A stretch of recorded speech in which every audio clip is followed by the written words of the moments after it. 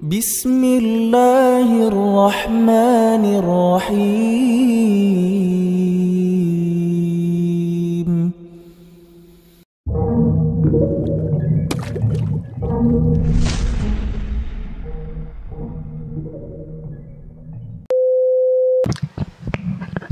Assalamualaikum warahmatullahi wabarakatuh.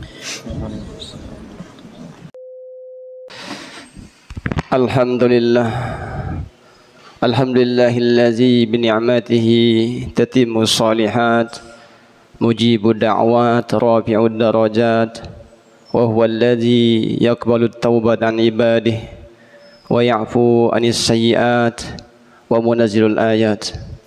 Ashhadu an la ilaha illallah wahdahu la syarika lah, wa ashhadu anna Muhammadan abduhu wa rasuluh sallallahu alaihi wa ala alihi wa sahbihi wa man tabi'ahum bi ihsanin ila yaumil qiyamah.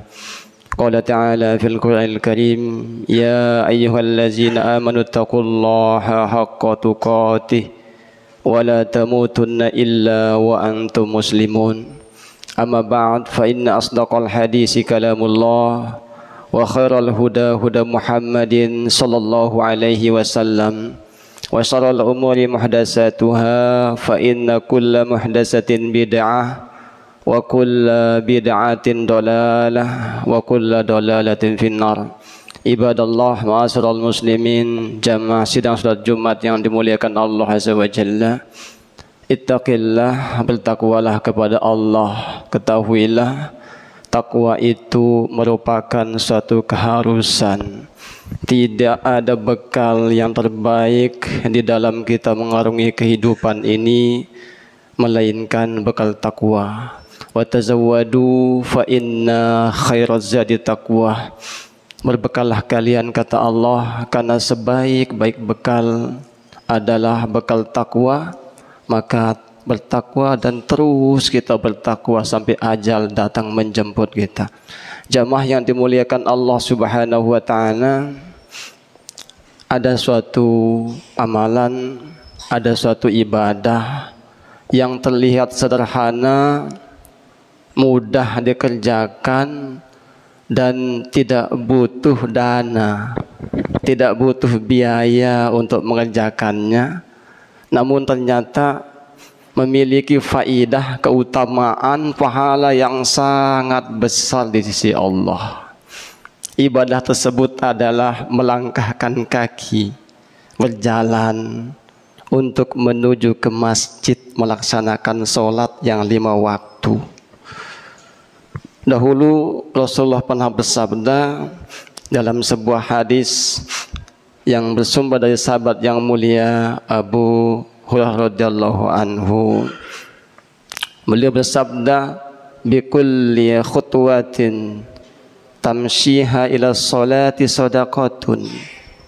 Setiap langkah yang dia itu berjalan untuk menuju ke tempat sholat maka dihitung sebagai sedekah. Syekh Muhammad bin Shalih Al-Utsaimin dalam kitab beliau Syarah Arba'in An-Nawawi, beliau menyebutkan kullu khutwatin tamsiha ila shalah ba'idan kana aw qariban fahiya minas sadaqah. Setiap langkah kaki yang dia berjalan untuk menuju ke tempat sholat yaitu masjid, baik itu dekat maupun jauh, maka dihitung sebagai sedekah. Ini keutamaan yang sangat besar. Mungkin kita tidak bisa sedekah dengan harta. Bagi kita mungkin yang nggak bisa sedekah dengan mal atau berupa harta, para jamaah sekalian, kita bisa sedekah dengan melangkahkan kaki kita menuju ke tempat sholat, ke masjid.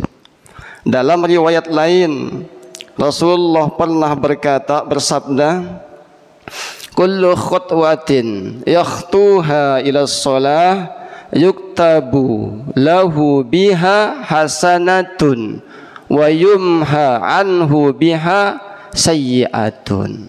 Setiap langkah yang dia langkahkan menuju ke tempat sholat masjid, maka dicatat baginya kebaikan dan dihapus baginya kejelekan-kejelekan. Dan para jamaah sekalian, lebih-lebih lagi tatkala seseorang itu sebelum dia berangkat ke masjid dia berwudu dari rumahnya, maka akan diangkat derajatnya setiap langkah. Sebagaimana dengan sabda Rasul Muhammad sallallahu alaihi wasallam, "Man tatahhara fi baitihi wa masa ila baitin min buyutillah liyaqdi faridatan min faraidillah." Barang siapa yang dia berwudu dari rumahnya, kemudian dia berjalan menuju ke salah satu rumah di antara rumah-rumah Allah, yaitu masjid Allah Subhanahu wa taala, untuk melaksanakan salah satu di antara kewajiban yang Allah wajibkan kepadanya, yaitu salat yang 5 waktu secara berjamaah. Kata Rasulullah, kanat khatwatah ihdahuma yuhittu khati'ah wal ukhra turfa'u darajah. Adalah dengan demikian, kata Rasulullah, maka langkahnya yang pertama akan menghapus dosa-dosanya, dan langkahnya yang kedua adalah mengangkat derajatnya di sisi Allah Subhanahu wa taala. Allahu akbar. Keutamaan yang sangat besar ayyuhal ikhwah. Derajat kita diangkat oleh Allah dan dosa kita dihapus, diampuni oleh Allah Subhanahu wa taala. Kemudian ada lagi keutamaan yang sangat besar. Tatkala seorang itu datang ke masjid untuk melaksanakan salat jamaah.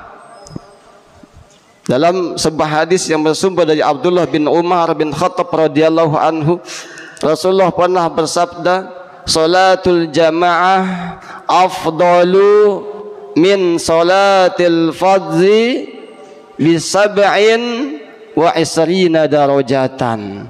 Keutamaan salat jamaah dibandingkan dengan salat sendiri, kata Rasulullah, 27 kali lipat dibandingkan dengan salat sendiri. 27 kali lipat. Kalau kita hitung-hitung secara bisnis, ayyuhal ikhwah, ini yang suka berbisnis, punya modal 1 juta, berusaha mendapatkan keuntungan 27 kali lipat, daripada orang punya modal 1 juta mendapatkan keuntungan 1 juta. Mana yang dipilih? Tentu akan yang dipilih sebagai seorang yang bisnis, maka dia akan mengambil 27 kali lipat, yaitu 27 juta keuntungan di situ ayolah. Itulah di antara keutamaan orang yang melangkahkan kakinya menuju ke tempat solat untuk melaksanakan solat secara berjamaah. Aqulu qouli hadza wa astaghfirullah li wa lakum wa lisal muslimin innahu huwal ghafurur rahim.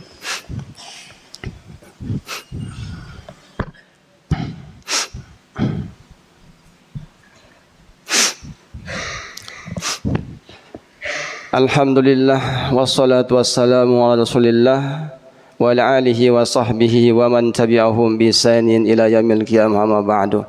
Ibadallah, ma'asyiral muslimin, jamaah sidang salat Jumat yang dimuliakan Allah Subhanahu wa taala. Setelah kita mengetahui betapa besarnya, betapa agungnya keutamaan seseorang tatkala dia melangkahkan kakinya untuk menuju ke tempat salat di masjid Allah Subhanahu wa taala, maka ayyuhal ikhwah, ini menjadikan cambuk bagi kita. Saya, Anda, dan kita semuanya, mari kita langkahkan kaki kita untuk menuju ke masjid, menuju ke tempat salat.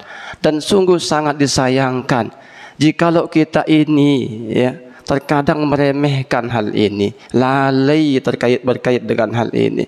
Betapa banyak di antara kita kadang lebih ringan langkah kita menuju ke tempat wisata dari masjid, lebih ringan langkah kita menuju ke kafe-kafe daripada menuju ke masjid. Maka hati-hati, Ayyuhal ihwa, kalau masih hati kita seperti itu, coba kita kritisi hati kita. Kritisi munasabah bagaimana iman kita. Mungkin kita perlu kritisi bagaimana ketakwaan kita kepada Allah. Kita kritisi bagaimana keimanan kita kalau kita masih melakukan hal yang demikian. Pergi berjalan menuju ke kafe ataupun ke tempat-tempat rekreasi itu belum tentu mendapatkan nilai ibadah di sisi Allah.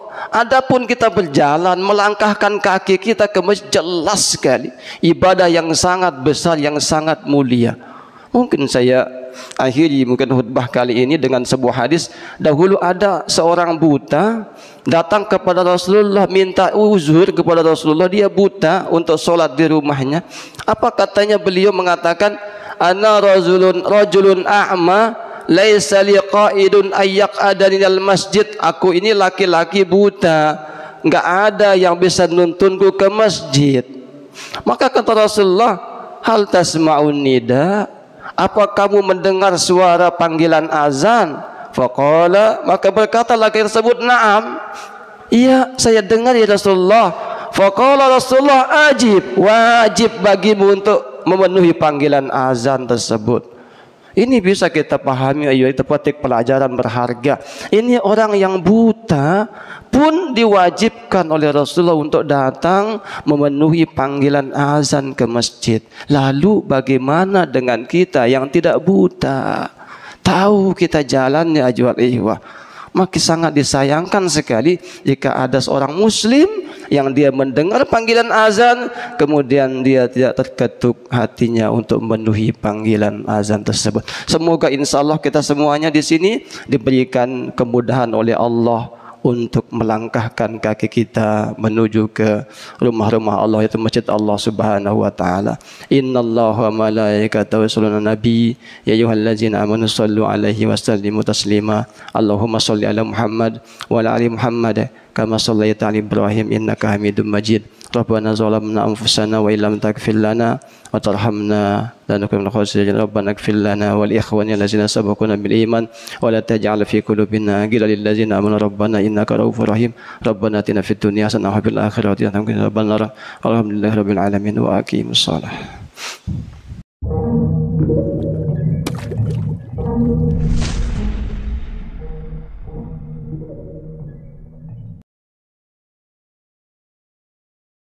Bismillahirrahmanirrahim.